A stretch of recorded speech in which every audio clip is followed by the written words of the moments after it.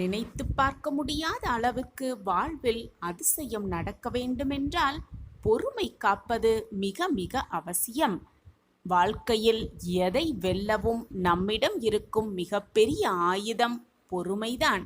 ஆனால் மிக கவனமாக அதை பாதுகாக்க வேண்டும். ஏனென்றால் அந்த பொறுமையை சோதனை செய்து உடைக்க இங்கு நிறைய பேர் காத்து கொண்டுதான் இருக்கிறார்கள். பொறுமையை இழக்க செய்ய என்ன செய்யலாம் என்பதை சிந்தித்து கொண்டே இருக்கிறார்கள். எனவே கவனமாக இரு, பொறுமையாக இரு. உனக்கான அதிசயம் நிச்சயமாக உன் வாழ்வில் நடக்கும். நடக்குமா என்ற ஏக்கத்தோடு இருக்கும் நீ நினைத்த அத்தனை விஷயங்களும் உன் பொறுமையான காத்திருப்புக்கு நிச்சயமாக நல்ல பலனை தரும். நான் அதை உனக்கு கொடுத்தே தீருவேன். சாயப்பா உன்னோடு இருக்கும் வரை உனக்கு மனக்கவலையே வேண்டாம், நான் இருக்கிறேன். ஒரு அடர்ந்த காட்டில் ஒரு துறவி தியானம் செய்து கொண்டிருந்தார். அந்த வழியாக ஒரு மாடு மேய்ப்பவர் வந்து கொண்டிருந்தார். துறவி ஆழ்ந்த தியானத்தில் இருப்பதால் சற்று நேரம் பொறுத்திருந்து துறவியை பார்க்கலாம் என்ற எண்ணத்தோடு பொறுமையாக காத்திருந்தார். ஆனால் நெடுநேரமாகியும் அந்த துறவி கண் விழிக்கவே இல்லை. என்ன ஆனாலும் அந்த துறவியை பார்த்துவிட்டு அவரிடம் ஆசிர்வாதத்தை பெற்றுக்கொண்டுதான் நாம் நகர வேண்டும் என்ற நம்பிக்கையோடு பொறுமையோடு காத்திருந்தார். அவர் பொறுமைக்கு நல்ல பதில் கிடைத்தது. துறவியும் கண் விழித்தார். அந்த துறவி கண் விழித்ததும் அந்த மாடு மேய்ப்பவர் துறவியிடம், துறவியரே, இத்தனை நாட்களாக தியானத்தில் இருந்தீர்களே, இந்த தியானத்தில் தாங்கள் அப்படி என்ன கற்றுக்கொண்டீர்கள்? எனக்கும் கூறுங்கள். உங்களுடைய ஆசிர்வாதத்தோடு நானும் அதை கேட்டுக்கொள்கிறேன் என்று பணிவன்போடு அந்த துறவியை பார்த்து கேட்டார் அந்த மாடு மேய்ப்பவர். இந்த கேள்வி அனைத்தையுமே கேட்டுவிட்டு அவரை நன்றாக உற்று கவனித்தார் அந்த துறவி. ஆனால் அமைதியாகவே இருந்தார். உடனே அந்த மாடு மேய்ப்பவர் மீண்டும் அந்த துறவியிடம், துறவியாரே, நான் உங்களை தான் கேட்கிறேன். இவ்வளவு காலமாக தியானத்தில் இருந்தீர்களே, அந்த தியானத்தில் தாங்கள் கற்றுக்கொண்டது என்ன? அதை என்னிடம் சற்று கூறினால் நானும் உங்களுடைய ஆசிர்வாதத்தோடு அதை தெரிந்து கொள்வேனே என்று மீண்டும் பணிவன்போடு கேட்டார் அந்த மாடு மேய்ப்பவர். மீண்டும் அந்த துறவி மௌனமாகவே பதிலாகவே கொடுத்தார். மீண்டும் சிறிது நேரத்திற்கு பிறகு மீண்டும் பணிவன்போடு, துறவியரே, இந்த தியானத்தில் தாங்கள் கற்றுக்கொண்டது என்ன? உங்களுடைய ஆசிர்வாதத்தை எனக்கு தருவீர்களா என்று கேட்டார் அந்த மாடு மேய்ப்பவர். மீண்டும் அதே மௌனத்தை பதிலாக கொடுத்தார் அந்த துறவி. இப்பொழுது மாடு மேய்ப்பவர்களுக்கு கோபம் வந்துவிட்டது. உடனே துறவியை பார்த்து, துறவியே, நான் உங்களிடம் கேட்டுக்கொண்டே இருக்கிறேன். உங்களுக்கு காதில் விழவே இல்லையா? தங்களுக்கு காது என்ன செவிடா? ஏன் இப்படி கேள்வி கேட்டும் பதில் கூறாமல் இருக்கிறீர்களே என்று சற்று கோபமாக கேட்டார் அந்த மாடு மேய்ப்பவர். இப்பொழுது இந்த நொடி தன்னிடம் கோபமாக பேசிய அந்த மாடு மேய்ப்பவரிடம் பேசத் துவங்கினார் அந்த துறவி. இப்படித்தான் பல பேர் வாழ்க்கையில் முதலில் பொறுமையாக இருக்கிறார்கள். ஆனால் மிக சீக்கிரத்திலேயே தங்களுடைய பொறுமையை இழந்து கோபப்படுகிறார்கள். அதைதான் நீயும் செய்திருக்கிறாய். ஆனால் நான் எப்பொழுதும் பொறுமை இழக்கவே மாட்டேன். யார் என்னை என்ன சொன்னாலும் என்ன கூறினாலும் நான் பொறுமை இழக்கவே மாட்டேன். வார்த்தைகளில்தான் இருக்கிறது அனைத்துமே. நீ அமைதியாக கேட்கும் பொழுதும் நான் பொறுமையாக இருந்தேன். நீ கோபமாக கேட்கும் பொழுதும் நான் பொறுமையாக இருந்தேன். இதுதான் நீயும் கடைபிடிக்க வேண்டும். போ, உன் வாழ்க்கையில் நான் தியானத்தில் கற்றுக்கொண்டது இதுதான். எப்பொழுதும் பொறுமையை கடைபிடிக்க வேண்டும். என்ன சூழ்நிலை வந்தாலும் பொறுமையை மட்டுமே கடைபிடிக்க வேண்டும் என்பதை தான் நான் கற்றுக்கொண்டேன். அதை தான் நான் உனக்கும் சொல்கிறேன். எப்பொழுதும் எது நடந்தாலும் என்னதான் நிகழ்ந்தாலும் பொறுமையை மட்டும் இழந்து விடாதே. பொறுமையாக இரு. உனக்கான வெற்றி நிச்சயமாக அதிசயமாகவே உன்னிடம் வந்து சேரும் என்று கூறினாராம் அந்த துறவி. பொறுமையாக இருப்பவர்களிடத்தில் எந்த விதத்திலும் எந்த பாதிப்பும் ஏற்படவே ஏற்படாது. எனவே நீயும் பொறுமையை கடைப்பிடி. உன் வாழ்க்கை சிறப்பானதாகவே இருக்கும், அதிசயம் நிறைந்ததாகவே இருக்கும். இதை உனக்கு உணர்த்துவதற்காகவே, நான் கற்றுக்கொண்ட பாடத்தை உனக்கு செயல் மூலமாக உணர்த்துவதற்காகவே நீ 3 முறை கேள்வி கேட்டும் நான் அமைதியாக இருந்தேன். உன் பொறுமையை சோதித்துப் பார்த்தேன். ஆனால் என்னை மன்னித்து விடு என்று கூறினாராம் அந்த துறவி. நாமும் இதே போலத்தான் எல்லா விஷயங்களிலும் முதலில் பொறுமையாக இருக்கிறோம். காலம் கடக்க கடக்க எதுவுமே நடக்கவில்லை, எதுவுமே மாறவில்லை என்ற சூழ்நிலை வரும் பொழுது நம் பொறுமையை இழந்து வேதனையாக்கி மனவேதனையில் தவித்து கொண்டு நம்மையும் வேதனைப்படுத்தி கொண்டு நம்மை சுற்றி இருப்பவர்களையும் வேதனைக்கு ஆளாக்கி கொண்டிருக்கிறோம். எப்பொழுதுமே எது நடந்தாலும், என்ன நிகழவில்லை என்றாலும், நடக்கவே இல்லை என்றாலும் பொறுமையை மட்டும் இழந்து விடாமல், நமக்கானது நிச்சயமாக நம்மிடம் வந்து சேரும், நமக்கு என்று எழுதப்பட்டது நம்மிடம் வந்து சேரும் வரை பொறுமையாக காத்திருப்பதை தவிர நமக்கு வேறு வழியே அல்ல என்பதை முதலில் தெளிவாக புரிந்து கொள்ள வேண்டும். நாம் பொறுமை இழந்து கோவப்படுவதாலோ, வேதனைப்படுவதாலோ, வருத்தப்படுவதாலோ, கண்ணீர் சிந்துவதாலோ எதுவுமே நிகழப்போவதில்லை. நம்மிடம் வந்து எதுவுமே சேரப்போவதும் அல்ல. நமக்கு என்று எழுதப்பட்டது நம்மிடம் வந்து சேரும் வரை நாம் பொறுமையை கடைப்பிடித்துதான் ஆக வேண்டும். அதுதான் வாழ்க்கையின் நியதியும் கூட.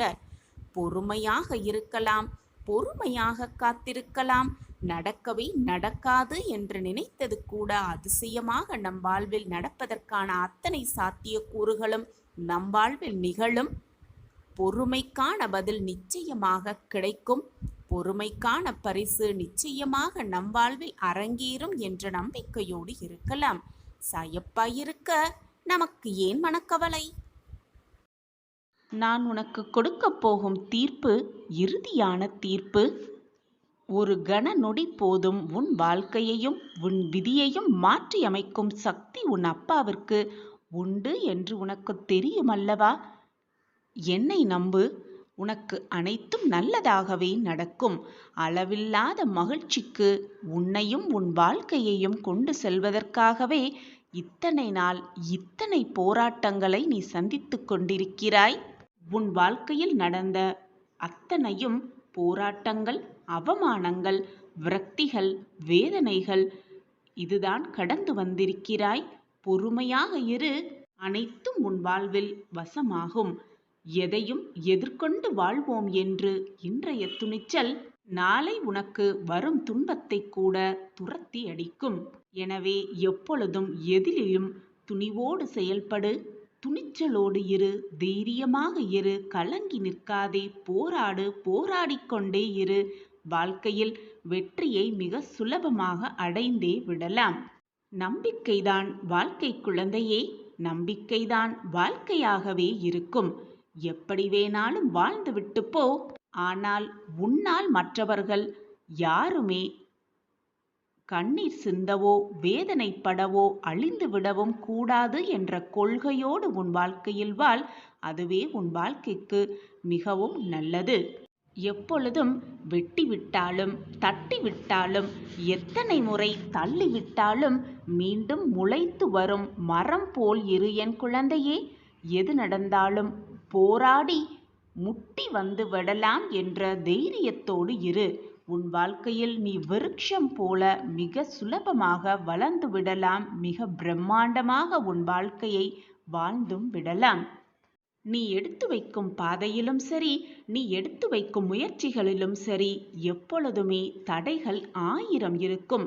தடைகள் இல்லாமல் எந்த ஒரு முயற்சியும் வெற்றி அடையவும் அடையாது.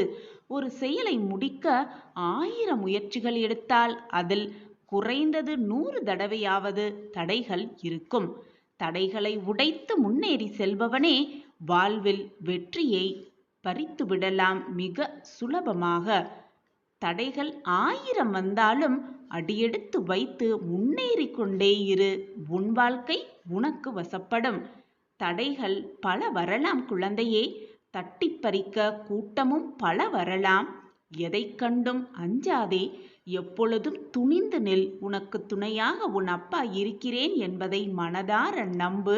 எப்பொழுதுமே முன்வைத்த காலை பின் வைக்காதே. பின் வைக்கும் எண்ணத்தை கூட விட்டுவிடு. நீ எடுத்து வைக்கும் ஒவ்வொரு அடியும் வெற்றியின் படிகளாகத்தான் இருக்கும். வெற்றி அடைவதற்கான அடியாகவே இருக்கும். அதற்கு உன் சாயப்பாதான் சாட்சி. என் வார்த்தைகளின் மீது நம்பிக்கை வைக்கிறாய்தானே? அப்படியென்றால் துணிந்து நில், எதிர்த்து போராடு. வாழ்க்கையை வெல்லலாம் வா குழந்தையே. எப்பொழுதும் மனதை நிம்மதியாக வைத்துக்கொள். மனது நிம்மதியாக இருந்தாலே சந்தோஷம், அடுத்து என்ன எடுக்க வேண்டும் என்ற உறுதியான முடிவு, மகிழ்ச்சி, ஆனந்தம் எல்லாமே ஒவ்வொன்றாக உன் மனதிற்கு வரும். மனது நிம்மதியாக இருந்தாலே பிரச்சனைகளுக்கான தீர்வை மிக சுலபமாக எடுத்துவிடலாம். நிம்மதியாக இருந்தால் ஒரு நிமிடம் கூட வீணாகாது.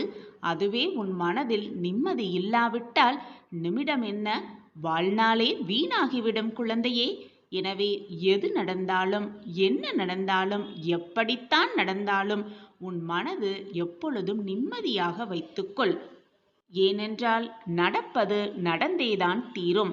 நீ வேதனைப்படுவதாலோ, சோதனைப்படுவதாலோ, சோகப்படுவதாலோ, கண்ணீர் சிந்துவதாலோ எதுவுமே மாறப்போவதில்லை. ஏற்கனவே எல்லாமே தீர்மானிக்கப்பட்டவைதான். நீ நினைத்தாலோ, யார் நினைத்தாலும் எதையுமே மாற்ற இயலாது, மாற்றவும் முடியாது. என் அன்பு பிரியமே, வெற்றியாளரின் பாதையில் சென்று விரைவில் வெற்றி அடைவதைக் காட்டிலும் உனக்கான ஒரு தனியான பாதையை உருவாக்கு. அதில் நம்பிக்கையோடு பயணப்பட்டு கொண்டே இரு. நிச்சயமாக வெற்றி உன் வசமே. உன் வழியில் உன்னை பின்பற்றி வர பலர் காத்துதான் கிடக்கிறார்கள். உனக்கு 8 திக்கிலும் முன்னேயும் பின்னேயும், உனக்கு முன்னால் உனக்கு வழிகாட்டியாகவும் பின்னால் உனக்கு பாதுகாவலனாகவும் அனைத்து திசைகளிலும் உன் சாயப்பாவும் உன் கூடவே வந்து கொண்டிருக்கிறேன் என்பதை மறந்து விடாதே. உன் வழியில் உன்னை பின்பற்ற பல பேர் காத்து கொண்டிருக்கிறார்கள். அந்த நேரத்தையும் நான் உனக்காக உருவாக்குவேன். உன்னை கீழ்த்தனமாக பேசியவர்கள், நீ வேண்டாம் என்று உன்னுடைய அன்பை உதறி சென்றவர்கள், உன்னை ஏளனமாக பார்த்தவர்களுக்கு முன்னால் உன்னை கோபுரத்தின் உச்சியில் உட்கார வைப்பேன். உன் வழியை பின்பற்ற 1000 பேர் அந்த உன்னை ஏளனப்படுத்தினவர்கள் அனைவரையும் உன் பின்னால் வரவைப்பேன். உன் சாயிநாதர். இது உன் சாயப்பாவின் சத்திய வாக்கேதான். என் வாக்கு என்றுமே பொய்யாகாது. என்னை நம்பியவர்களை நான் எப்பொழுதும் விட்டு கொடுத்ததும் இல்லை, அவர்களை விட்டு சென்றதும் இல்லை. உன் சாயப்பாவை விட்டு விலகி போகும்படி நான் யாருக்கும் அறிவுறுத்தியதே இல்லை. எனவே போராடிக்கொண்டே இரு, நகர்ந்து கொண்டே இரு. பாதைகளில் 1000 தடைகள் இருந்தாலும் அதை தகர்த்து விட்டுதான் செல்ல வேண்டும் என்றில்லை குழந்தையே. தவிர்த்து விட்டும் செல்லலாம். எறும்பை போல் இரு. 1000 தடைகள் வந்தாலும் அதை முயற்சி செய்து கொண்டு தகர்த்து கொண்டே இரு. தவிர்த்து விட்டும் செல்லலாம். சில நேரம் சென்று வெற்றி என்னும் இலக்கை நிச்சயமாக எட்டி பிடிக்கலாம். உனக்கு துணையாக நான் இருக்கும் பொழுது எதற்காக உனக்கு இந்த மனக்கவலையும் சோதனையும் சோகமும்? நல்லது கெட்டது என்பது எதிலும் உண்டு என் குழந்தையே. நீ அதை எப்படி பார்க்கிறாய் என்பதை பொறுத்துதான் அது உனக்கு நல்லதாக இருக்கும், கெட்டதாக இருக்கும் என்பதை அதுவே முடிவு செய்யும். பார்க்கிற பார்வையில்தான் இருக்கிறது அனைத்தும். உன் மனதில் என்ன எண்ணம் தோன்றுகிறதோ அந்த எண்ணத்தை பொறுத்துதான் அனைத்துமே அமையும். எப்பொழுதுமே எதையாவது தேடிக்கொண்டே இருக்காதே. இருப்பதை தொலைக்காமல் பார்த்துக்கொள். அதுவே உன் வாழ்க்கைக்கு நிம்மதியை தரும். இருட்டில் நின்று கொண்டு இருட்டையே தேடாதே. வெளிச்சத்தில் நின்று கொண்டு வெளிச்சத்தையே தேடாதே. இது மிகப்பெரிய முட்டாள்தனம் குழந்தையே. அடுத்து என்ன நடக்கும் என்ற பயத்துடனே எப்பொழுதும் வாழாமல், எது நடந்தாலும் மோதி பார்த்து விடலாம், எது நடந்தாலும் பார்த்து விடலாம் என்ற நம்பிக்கையோடு வாழ். எது நடந்தாலும் உனக்கு அது மிக பெரியதாக தெரியாது. எல்லாமே சிறியதாகத்தான் தெரியும். நான் உனக்கு அருகில் இருக்கும் பொழுது வீணாக மனக்குழப்பம் ஏன்? நான் இருக்கிறேன். தேவையில்லாததை நினைத்து நினைத்து அதிகமாக யோசித்துக் கொண்டே இருப்பதால்தான் மகிழ்ச்சி நம் வாழ்க்கையில் இல்லாமலேயே போய்க்கொண்டிருக்கிறது. வாழ்க்கையில் மகிழ்ச்சியே இல்லாத தன்மையாக வாழ்வு மாறுவதற்கான ஒரே காரணம் அளவுக்கு அதிகமாக யோசிப்பதுதான். வருவது வரட்டும், போவது போவட்டும், நடப்பது நடக்கட்டும் என்று வாழ்ந்துவிட்டு போகலாமே. சாயப்பா இருக்க நமக்கு ஏன் மனக்கவலை? உன்னுடைய பலவீனத்தையே பலமாக மாற்ற முயற்சி செய். நீ எட்டாத இடத்தை நிச்சயமாக எட்டி பிடிக்கலாம். நடக்காது என்று நினைத்ததை நிச்சயமாக நிறைவேற்றிக் கொள்ளலாம். நம் வாழ்க்கையில் இதுவெல்லாம் நடக்குமா என்று நீ கேள்விக்குறியோடு பார்த்த அத்தனை விஷயங்களையும் நமக்கே உரியதாக்கிக் கொள்ளலாம். பொறுமையாக இருந்து நம்பிக்கையாக இருந்து நமக்கானதை நிச்சயமாக பெற்றுக்கொள்ளலாம். சந்தோஷமாகவும் நிம்மதியாகவும் நம் வாழ்க்கையை வாழலாம். சாயப்பா நமக்கு துணையாக இருக்கிறார் என்ற எண்ணமே போதும். நம் வாழ்க்கையில் நமக்கான அதிசயத்தை, நமக்கான வெற்றியை நாமே உருவாக்கி மகிழ்ச்சிகரமான வாழ்க்கையை நிம்மதியாக வாழலாம். நான் உனக்கு கொடுக்கப் போகும் இன்பங்களை அனுபவிக்க தயாராக இரு என் பிள்ளையே. நீ செய்ய வேண்டிய அனைத்தையும் செய்து கொண்டே இரு. உனக்கான என்னுடைய அற்புதங்கள் வந்து கொண்டே இருக்கிறது. நீ புண்ணிய ஆத்மா. என் மீது நம்பிக்கை வை. உனக்கு எல்லாம் நல்லதாகவே நடக்கும். நீ என்னுடைய பொக்கிஷம். நீ என்னுடைய பிரியமான குழந்தை. என்னுடைய அனுமதியின்றி எவருமே உன்னை நெருங்கக்கூட முடியாது. நீ இது நாள் வரை இழந்ததையெல்லாம் மீண்டும் பெறப்போகிறாய். தைரியமாக இரு. நீ உன் வாழ்வில் ஜெயிக்கப் போகிறாய். உன்னை வெறுத்து ஒதுக்கியவர்களெல்லாம் நீதான் வேண்டும் என்று மீண்டும் உன்னை தேடி வருவார்கள். சர்வ நிச்சயமாக இது நடக்கும். நடந்தே தீரும். உன்னை வாட்டி வதைக்கும் வலிகளிலிருந்தும் நோய்களிலிருந்தும் விரைவில் நிவாரணம் பெறப்போகிறாய். இவை அனைத்திலிருந்தும் விரைவில் உன்னை நான் விடுவிக்கப் போகிறேன். உன் தேவைகளை பூர்த்தி செய்யப் போகிறேன். நீ விரும்பிய வாழ்க்கையை உனக்கு அள்ளி அள்ளி தரப்போகிறேன். உன் வாழ்க்கை அழகான எதிர்காலத்தோடு பொற்காலமாகவும் இருக்கப் போகிறது. என்மேல் முழுமையாக நம்பிக்கை வை என் பிள்ளையே. நம்பிக்கையோடு உன் கடமையை செய்து கொண்டே இரு. உனக்கான அந்த நல்ல நாள் நிச்சயமாக உன்னை தேடி வரும். மனிதராக பிறந்தும் மிருக நிலைக்கு பலர் இழிந்து போகிறார்கள். மனிதராக பிறந்தும் மிக சிலரே தேவர் நிலைக்கு உயர்கிறார்கள். மனிதராக பிறந்தும் மனிதராக மனித பண்புகளுடன் சிலரே சராசரி வாழ்க்கை வாழ்கிறார்கள். நாம் தேவராக உயராவிட்டாலும் மிருக நிலைக்கு தாழ்ந்து போகாமல் சராசரி மனிதராக வாகிலும் வாழ வேண்டும். உடல் பஞ்சபூதங்களால் ஆனது என்பதை நன்றாக நினைவில் வைத்துக்கொள் என் பிள்ளையே. உனக்காக எனது துவாரகாவில் நான் காத்து கொண்டிருக்கிறேன். நீ விரைவில் வா என் பிள்ளையே. எனது தரிசனம் கிடைக்காதா என்று ஏங்கிக் கொண்டிருக்கும் பல பேர் மத்தியில் நான் உனது வருகைக்காக காத்து கொண்டிருக்கிறேன் பிள்ளையே. இனி உனது வாழ்க்கை நீ விரும்பியது போல மாறப்போகிறது. நீ உன் வாழ்வில் ஜெயிக்கப் போகிறாய். அதை நான் ஆனந்தமாக கண்டு களிக்கப் போகிறேன். அளவு கடந்த கஷ்டத்தை அனுபவிக்கிறோம் என்று வருத்தமடையாதே என் பிள்ளையே. உனக்காக எல்லையே இல்லாத சந்தோஷமும் மகிழ்ச்சியும் ஆனந்தம் அற்புதம் எல்லாம் காத்திருக்கும். நிச்சயமாக உன் சாயப்பா அதை தீர்மானித்து விட்டேன். கவலைப்படாதே. அனைத்திற்கும் உன் அப்பா இருக்கிறேன் பிள்ளையே. விடியலுக்காக காத்திருக்கும் உன் வாழ்வில் சூரியனாய் வந்து வெளிச்சம் தருவேன் உன் சாயி தேவா. உன் விருப்பத்தை கண்டிப்பாக நான் நிறைவேற்றுவேன் பிள்ளையே. யார் இல்லை என்றாலும் உன்னோடு நான் இருப்பேன். தாமதம் வேணால் ஆகலாம், ஆனால் தப்பாமல் அனைத்துமே உனக்கு நடக்கும். உன்னை உயர்ந்த இடத்தில் வைப்பேன் உன் சாயி தேவா. யார் ஒருவர் முழு மனதுடன் என்னை நாடி என்னையே நிலைத்திருப்பார்களாயின் அவர்களுடைய உடல் ஆன்மா இரண்டை பற்றியும் எந்தவித கவலையும் கொள்ள வேண்டியது அவசியமே இல்லை என் பிள்ளையே.